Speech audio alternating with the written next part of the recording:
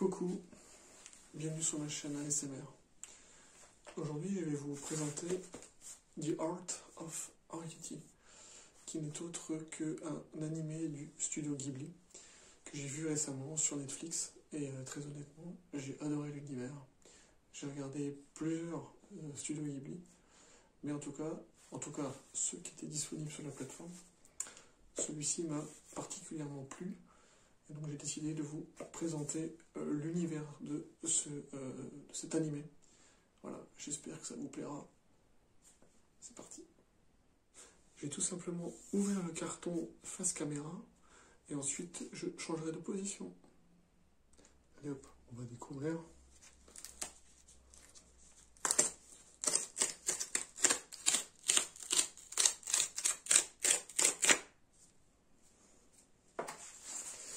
Les cartons Amazon sont pratiques pour ça.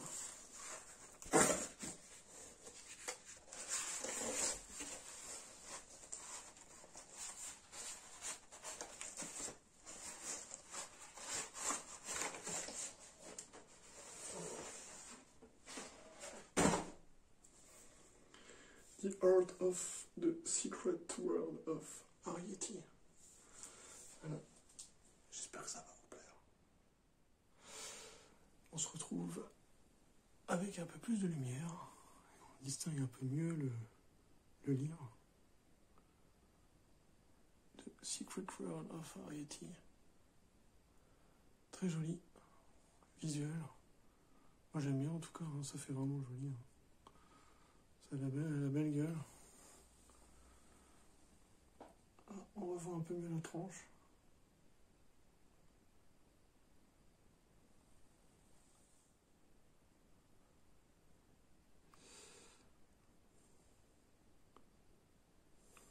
Voilà, on voit tout simplement une très jolie jeune fille qui a l'air minuscule avec comme outil une aiguille. Et en même temps, on a ce très joli marque-page Rain Before Rainbows.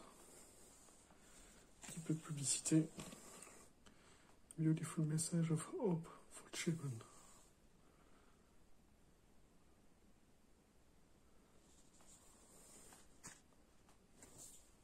Allez, c'est parti.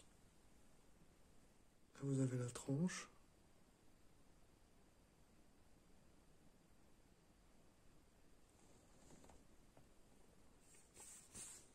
Alors, je suis désolé pour le début de la vidéo, mais je prends en main tout doucement mon matériel.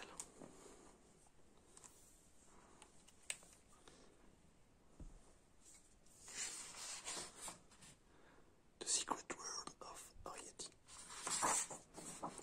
Très très joli dessin.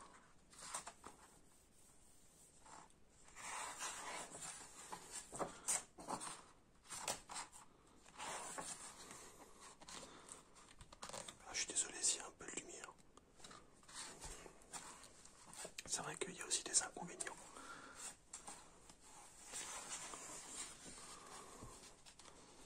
J'espère que vous m'en voudrez pas.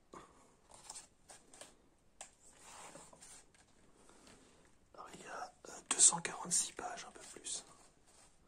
Alors c'est un bouquin qui est complètement en anglais.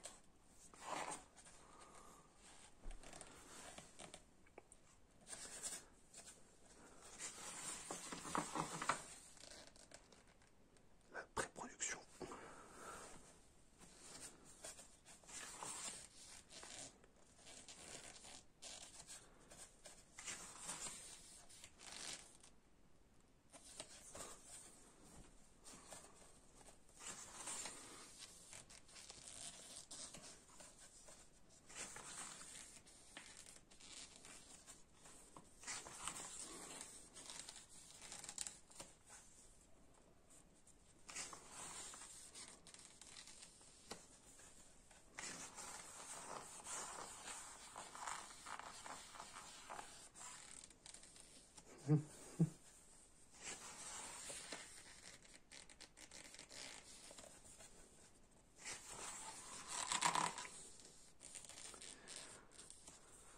On avait promis les premiers jets, en fait.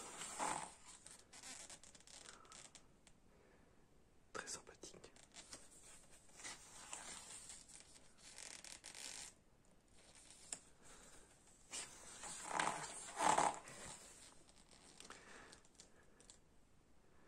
Hayao Miyazaki Story Concept and Screenplay.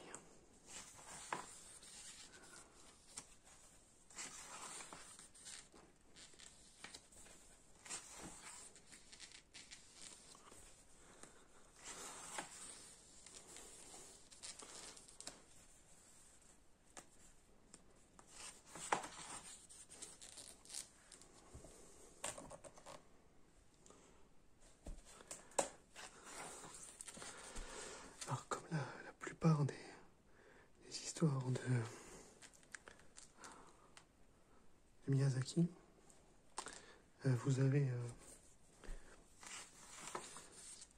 souvent des histoires un peu fantastiques, très poétiques, et sans doute parfois très simples. C'est vrai qu'on a, en tout cas moi, j'ai plus l'habitude de voir ce genre d'histoire. Et j'ai regardé tous les studios Ghibli disponibles sur Netflix. Je les ai regardés avec mes fils. C'est vrai que j'ai dû les obliger à regarder, parce que s'ils auraient été seuls, ils auraient décroché à un moment donné. Mais le fait de les regarder ensemble, c'était, je pense, différent. Parce qu'il se passe pas toujours grand-chose, en fait, à l'image. Hein. On n'est pas sur de l'animé où il y a beaucoup de rythme, de suspense, ce genre de choses. Ça peut arriver, mais globalement, ce sont toujours des histoires très calmes.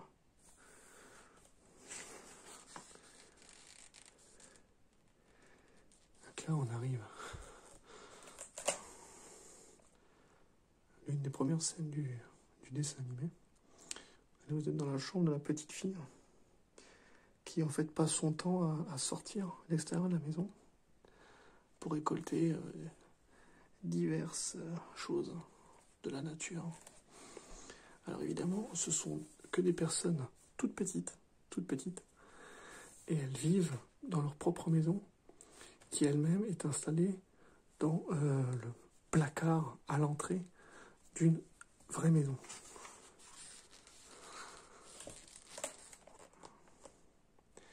Et pour la petite anecdote, ce qui est assez sympa, et d'ailleurs c'est expliqué dans l'histoire, c'est que tous les éléments de décor de ces personnes, de ces petites personnes, ont tout simplement été empruntés dans la chambre, l'une des chambres où il y a une maison de poupée. Donc les éléments de cuisine, la table, les différents ustensiles de cuisine. Je trouve ça assez sympathique.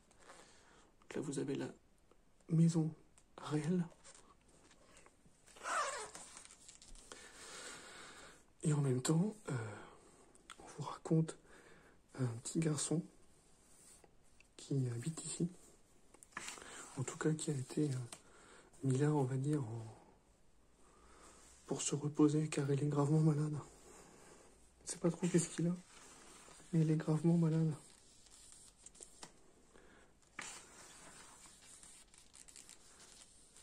C'est le petit garçon que vous avez vu au début, dans les différents storyboards. Là voici la cave, le sous-sol de la maison, où vivent les trois petits personnages, donc les parents et la petite fille que vous avez vus.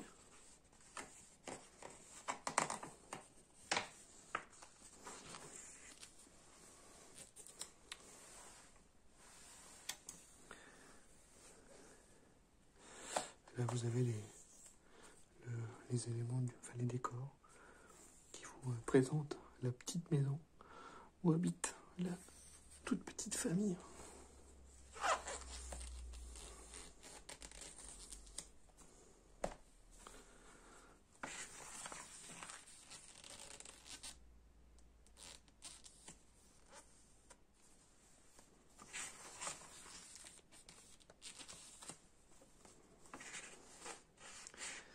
Là, on aperçoit les différentes pièces.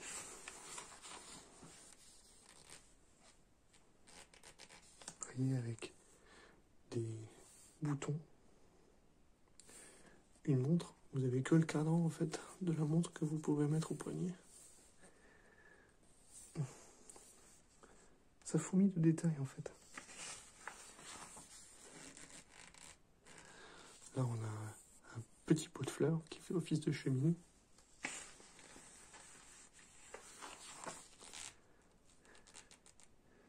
Donc là, vous avez la maman qui est toujours très très inquiète parce que sa fille sort souvent. Elle sort pas loin, mais en tout cas, elle sort. Elle a toujours peur qu'il lui arrive plein de choses.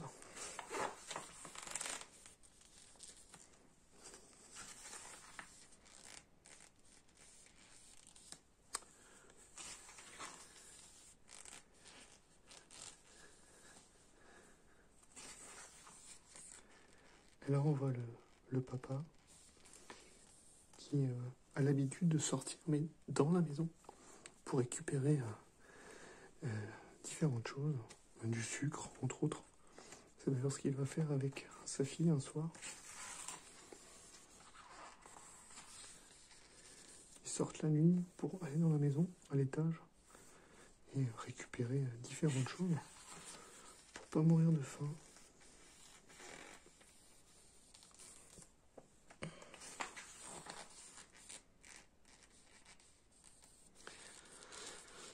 Et à un moment donné, cette petite fille va se faire remarquer et se faire emprisonner dans un bocal par je crois que c'est la servante de la maison. Et tout le monde va la prendre pour une folle, bien sûr, car le petit garçon, qui est certes malade, il a bien compris qu'il se passait des choses qui n'étaient pas complètement naturelles, complètement normales plutôt. Donc ce petit garçon malade va en effet sauver sa petite fille. Après, il n'y a aucune violence là-dedans, dans toutes ces histoires. C'est juste que la dame a vu cette petite fille et s'est dit, je suis quand même pas folle. Ça fait des années qu'on me dit que beaucoup, je peux imaginer qu'il y a des choses pas normales. Et en fait, c'est vrai.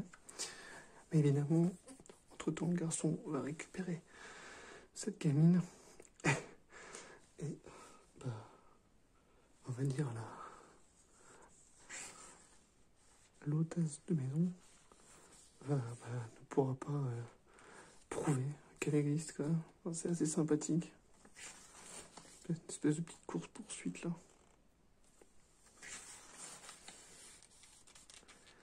Voilà, avec ce petit morceau de sucre qui a été chapardé, qui s'est retrouvé, en fait, ils n'ont pas pu le récupérer avec son papa. Je ne vais pas vous expliquer comment ça s'est passé. En tout cas, ce morceau de sucre est tombé au sol. Et le lendemain, le petit garçon le pose ici, tout simplement. Parce qu'il a bien compris qu'il se passait des choses. C'est très poétique, hein, je trouve. Cette histoire est vraiment très mignonne.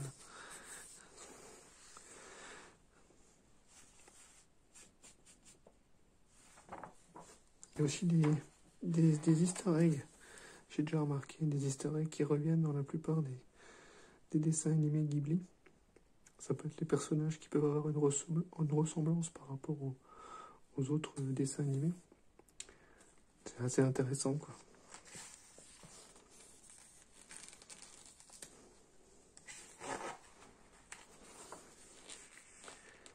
Et ça m'a fait vraiment du bien parce que je connaissais de loin, mais j'avais jamais regardé.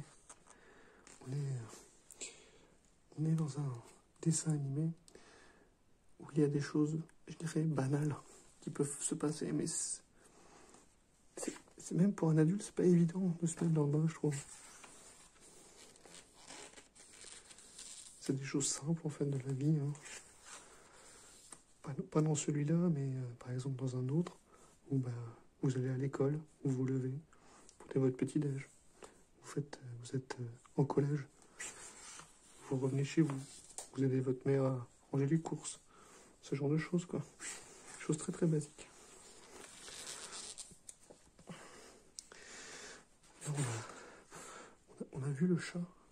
C'est vrai que les chats sont assez présents dans les différents dessins animés Ghibli.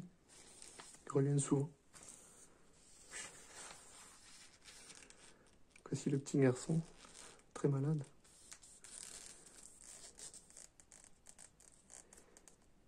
Qui, si je me souviens bien, a des problèmes de cœur. Et attend tout simplement une transplantation.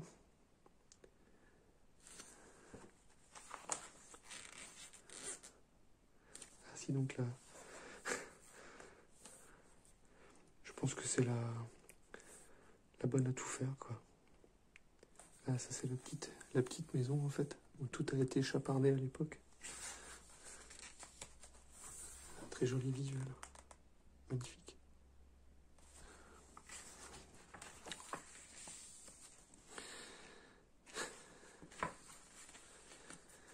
Il y a toujours un peu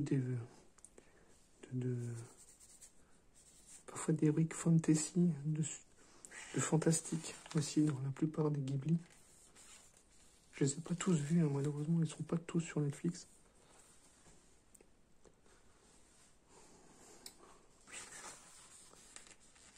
Ici donc la maison où tout avait été récupéré.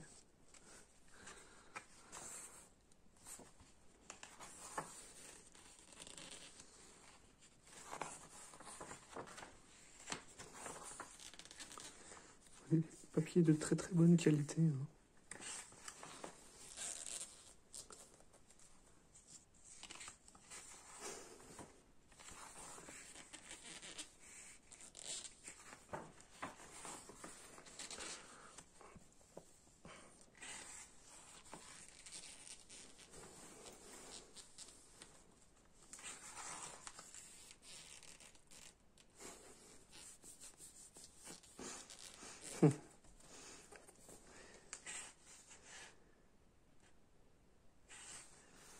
Donc Nina, le chat. Shaun le garçon donc.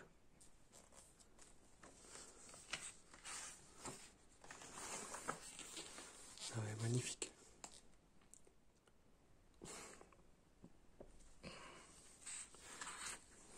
Là on arrive à la fin de l'histoire. Avec voilà, au moment où elle découvre hein, cette maison.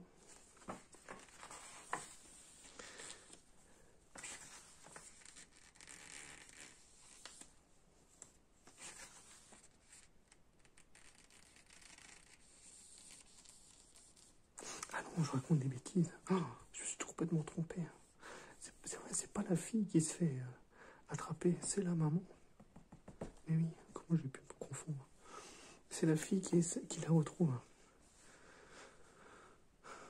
Oui, je sais pas pourquoi j'ai dit la fille. Non, c'est la maman. Là, les dératiseurs arrivent, qui ont été appelés par la dame. Malheureusement, entre-temps, la maman s'est enfuie grâce à sa fille et grâce au garçon. Et puis voilà, comme si de rien n'était. On remarque rien. La maison, entre-temps, a disparu.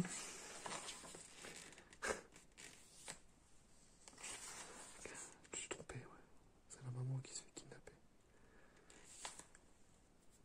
Et donc, les parents décident de fuir cette maison, parce que pour eux, c'est trop dangereux maintenant.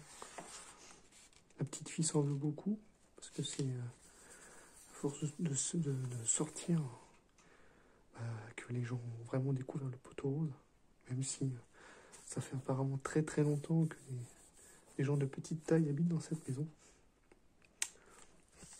Et là donc, ils partent. Ils s'enfuient.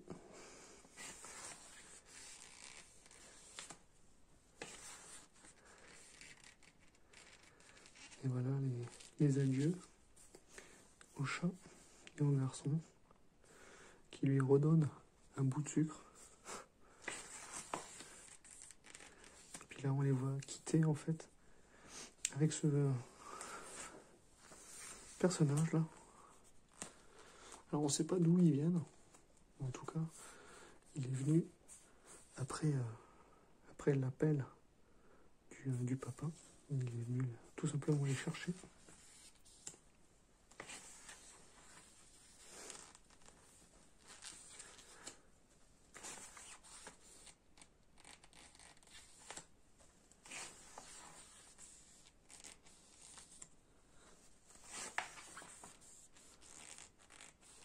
Là, vous avez le titre japonais. Là, vous avez The Complete Voice Over Script. Ah oui, ok. Là, vous avez carrément les dialogues en anglais.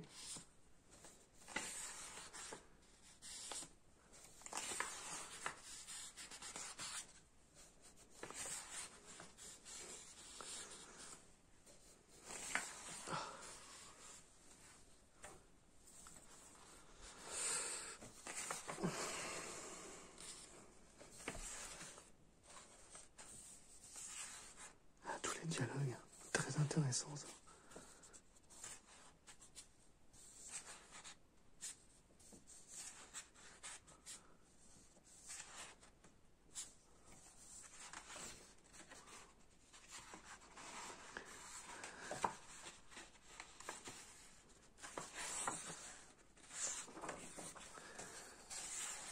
Comment j'ai pu me tromper en vous disant que c'était la fille alors que c'était la maman qui s'était fait attraper. Donc ça c'est la musique de cet animé.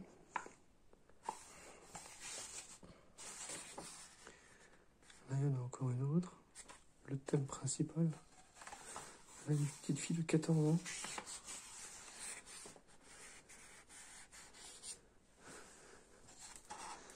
Studio Ghibli donc. Et ben, je vous conseille vivement, fortement d'ailleurs, d'aller regarder sur Netflix la plupart de ces dessins animés car ils sont tous excellents. Ça a été imprimé en Malaisie. Et donc c'est un dessin animé qui date de 2010.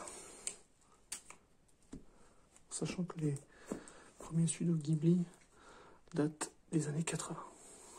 Voilà. Moi je vous dis à la